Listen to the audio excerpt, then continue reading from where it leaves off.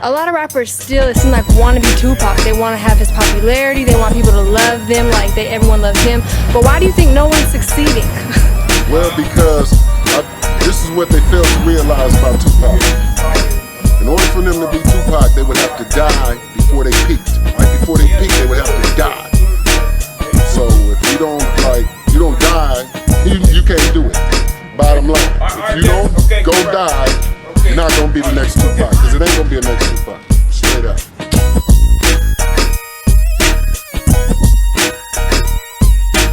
Morant splits the defense. Oh my goodness! Up on this one. You can see he said he's gonna be. Said he's gonna be. Said he's gonna be. Sure he's gonna be a thug. I wish Ja would realize that he's not a thug. Ja is a really good basketball player. Ja did everything he could to lift himself and his family out of this type of environment and to get away from this. And for some reason, he wants to surround himself with these type of people. Why? Bruh, you not hard. That's not your life. People that in that life would give anything to be in your life. Great point. For some reason, you got a $200 million contract, and you want people in the NBA to think you hood, to think you gangster, because you roll with these type of people. Bro, you putting yourself in harm's way when you don't have to. Nobody looks at you, John, and think, man, that's a thug. He hood. He down, he bought that. You not. Stop pretending. All you do is yap and talk about, oh, I'm gonna let him live to see another day. I'm gonna do this. You're not gonna do nothing. What you're gonna do is get yourself in trouble, put yourself and your family in harm's way when you don't have to. Ja Morant, the Memphis Grizzlies player. I don't know, the Washington Post wrote a story yesterday about Ja and a dispute he had, I believe, over the summer where he beat up a 17-year-old kid on a basketball court at Ja's house. Ja's having these little private basketball games at his house right outside of Memphis, gated community, nice house, obviously. He's Ja Morant. One of the top local basketball players in the Memphis area is there. They get into a little heat on the basketball court playing in a pickup game where Ja pushes the ball hard into the guy's chest, like check up, you know, any of you that played basketball, check up. He threw the ball hard at the guy's chest. The guy threw it back hard, and it went through Ja's hands and hit him in the chin or the face area. He and Ja square up, and then Ja, according to this kid, according to the police report, beat the kid up, and so did Ja Morant's best friend, some dude, I think his last name's Pac, beat this kid up on the court, hit him more than a dozen times. And this has not been reported until the Washington Post revealed this in the last 24, 48 hours. And then they add on to the story, there's some dispute between Ja over the summer and a mall security where Morant's mother, it sounds like, had a problem at the mall, made a phone call, and Ja and 8 or 9 of his buddies all roll up to the mall to intimidate. And according to this mall employee, security felt like he was threatened because Ja allegedly was saying, what time do you get off? We'll come see you, or something along those lines. And then we know this isn't part of the Washington Post, but they're just putting it all together. Ja Morant had the problem with the Indiana Pacers. And his buddy, Pac, his best friend, for some reason I can't think of his first name right now, but his buddy Pac is at that Pacer game and walks onto the court during a dispute. And this is a fan, but Ja Morant's friend is sitting courtside, walks onto the court, gets involved in this dispute, and then after the game, and this was all reported in real time or within 24, 48, 72 hours after it happened, the Pacers felt like someone tried to intimidate them after the game by flashing a red laser light into a car that conveyed the feeling or created the impression someone was putting a gun or pointing a gun at them and threatening them, you know, those red laser lights that help you with your aim or whatever. And so Ja Morant is coming across like a real idiot. Like he wants to be the Tupac Shakur of the NBA. This guy, the league, the future of the league is allegedly in his hands, but from all reports, this guy wants to be Tupac Shakur and is going to throw everything away to be an idiot. And part of me thinks that, playing in Memphis has influenced Ja's behavior. Memphis is, one of these cities that loves to brag about it's the murder capital and it's rough, it's tough, it's this, it's that. Young Dolph got killed here and Will Smoke, blah, blah, blah. Anyway, Steve, what do you make of Ja Morant's off-court problems? Ja Rule Morant. The guy, he does kind of remind me of one of those rappers. They talk like they're street and they live in the suburbs, but this is a Huxtable that's trying to be little Riley from the Boondocks. I don't know what else to really say. Look, we always knew he could finish around the hoop. How's his mid-range shooting? Yeah, I said it. But, I don't expect anything different now. I really don't. This is who he is. This is what he is. Or this is what he wants to be in terms of his persona and behavior. And again, you want to know why the league is in a bit of a free fall or at least a decline in terms of its overall popularity with the masses. I think that this is part of the problem. Look, in the late 70s, there was this perception about the league that everyone was on cocaine, they weren't relatable, blah, blah, blah. But you know what? Looking back at it, those were good guys for the most part. Yeah, they liked their nose candy, but at the end of the day, who are they really hurting? And again, I want to make this clear for all the Ned Flanders out there, okay? I am not saying drug abuse or drug usage is something that should be done. I am not advocating for it. But the point that I'm making is there seems to be a certain mindset and a mentality.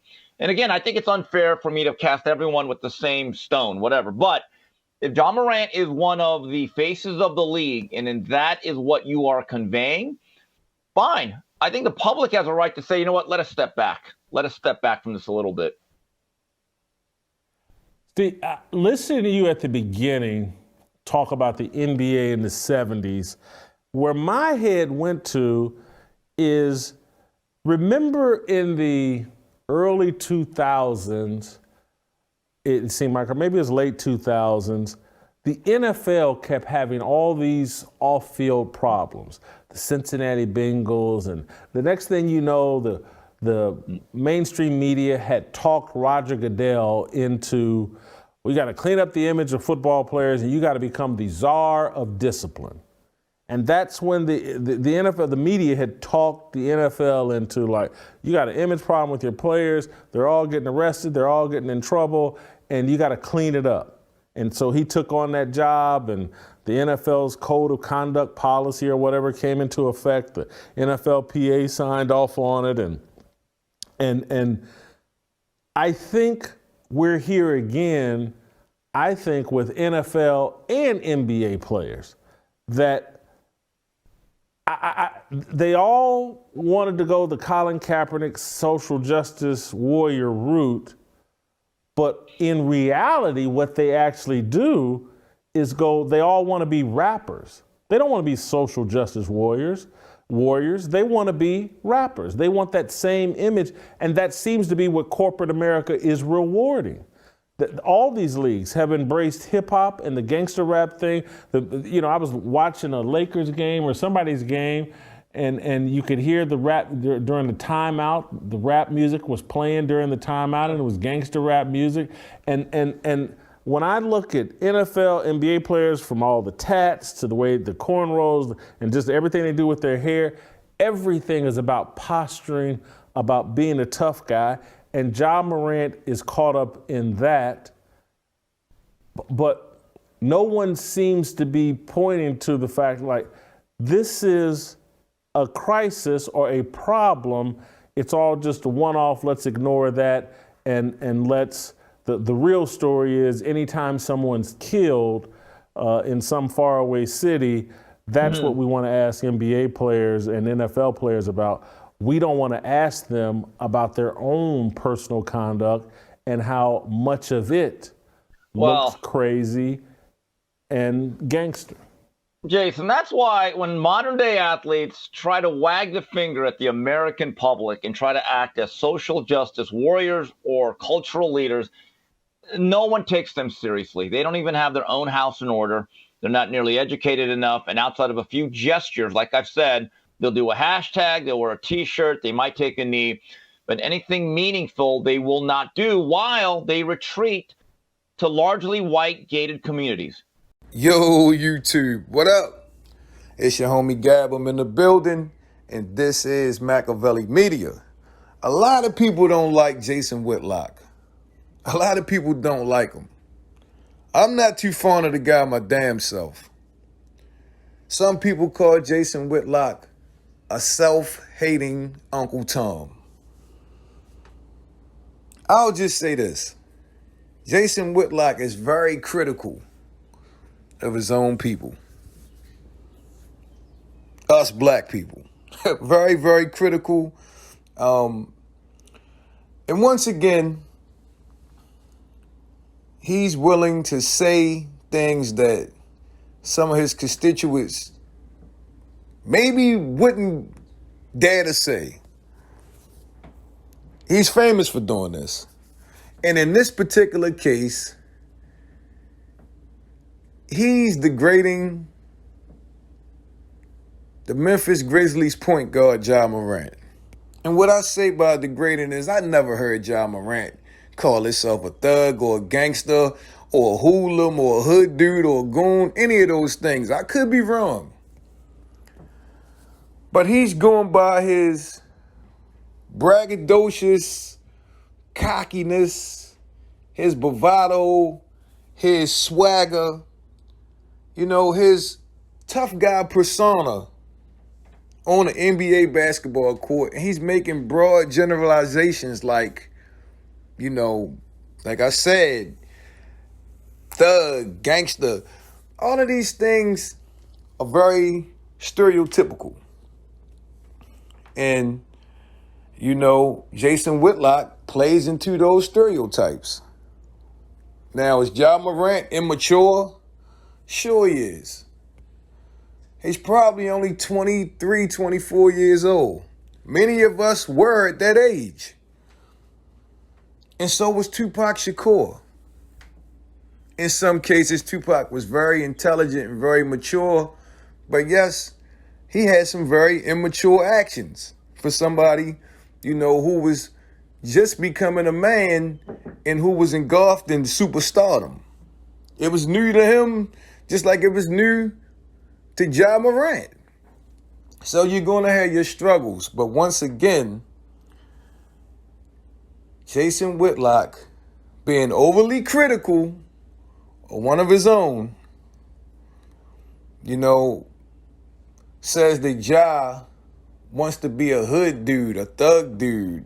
He wants to be a rapper. And he used the word as stupid or idiotic or, moronic. That type of language describing his actions. Right now, these are allegations that Ja Morant got into a fist fight with a 17-year-old kid or pointed a weapon or, pointed some type of laser at the Indiana Pacers basketball team. And that's all under investigation by the NBA or the courts, whatever they got going on. But once again, Jason Whitlock, man, he never misses an opportunity to degrade and to put down black athletes whenever he gets a chance to. And this video here just kind of pissed me off because, once again, he's comparing a tragic situation when a young man losing his life in Tupac Shakur to another young star who's acting immature. They fail to realize that this is just a hip-hop culture. It's always been braggadocious. It's always been macho. It's always been tough guy. And these kids come up underneath the hip-hop culture just like we did. Players and kids of all colors follow these, these cultural rules. And, if Jason Whitlock or Shannon Sharpe, who also said Ja was a fake gangster and Ja from the suburbs and he trying to act like a tough guy. Him and Shannon Sharpe had words at I think it was the Lakers game. If any of the OGs in our community was truly concerned about Ja Morant and him possibly getting in trouble and losing his career or jeopardizing his freedom or maybe ultimately losing his life, how about holler at Ja Morant? Ja Morant's dad is at all the games. Reach out to his father. Why do we always have to drag each other in the public eye of the media? In my opinion, that's why his concerns aren't genuine. They're very disingenuous, and it's almost like you want to destroy these young men just for a story. I don't know. Maybe it's just me. Anyway, I hope you guys like this video. Don't forget to sub to the channel. This is Machiavelli Media. Turn on them post notifications so you'll be the first ones to get it when I drop that shit. And make sure you get a video a thumbs up. Look down right now. Yo, let me give Gab a thumbs up for this one. It's a lot of hard work to go into these videos. I do it all. Anyway, it's been a pleasure as always. I'm signing off. I'm about to hit y'all with the peace.